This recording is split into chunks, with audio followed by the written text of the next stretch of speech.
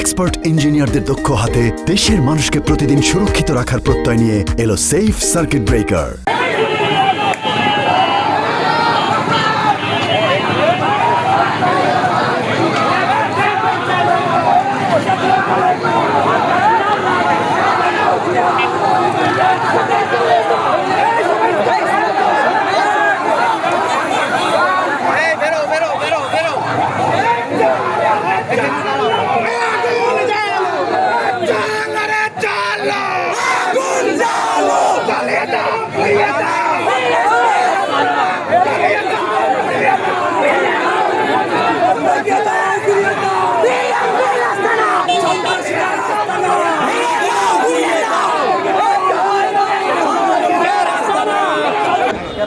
আমি এটা প্রত্যেকটা জুমায় এক একটা জায়গায় গিয়ে থাকি।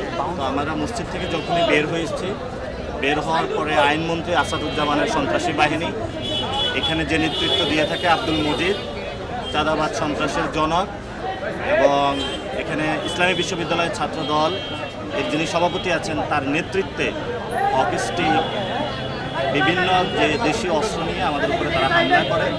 আমাদের জায়গা থেকে আমরা শান্তি শৃঙ্খলা বজায় রেখেছি এবং আমাদের অনেকের ফোন ক্যামেরা থেকে শুরু করে মানি ব্যাগ তারা সেখানে আমাদের চিন্তায় করে নিয়ে যায় তারা, এবং তারা অনেকগুলো ডিম নিক্ষেপ করে। আমাদের অনেক ভাই এখানে আহত হয়েছে অকিস্টিকের আঘাতে।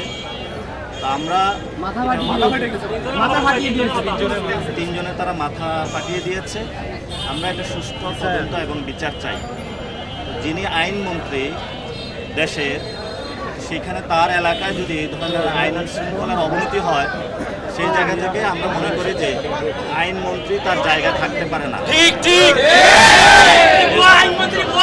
স্বরাষ্ট্রমন্ত্রী যিনি আছেন দেশের আইন শৃঙ্খলার অবনতি হওয়ায় ওনারা পদত্যাগ করা উচিত এবং আইনমন্ত্রীকে দ্রুত পদত্যাগ করিয়ে তারকে বিচারের আওতায় আনা উচিত। আইনমন্ত্রী যখন একজন সন্ত্রাসী হন, তার হাতে বাংলাদেশের আইন নিরাপদ না।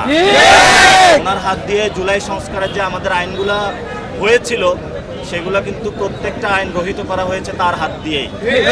এই জন্য যতদিন এই আইনমন্ত্রী থাকবে ততদিন বাংলাদেশের সংস্কার এবং আইন নিরাপদ নয়। আমরা অতি দ্রুত তার এবং গুন্ডা পান্ডা বাহিনী যারা এখানে অ্যাটাক করেছে আমাদের উপর হকি স্টিক দিয়ে, তাদের আমরা বিচার চাচ্ছি।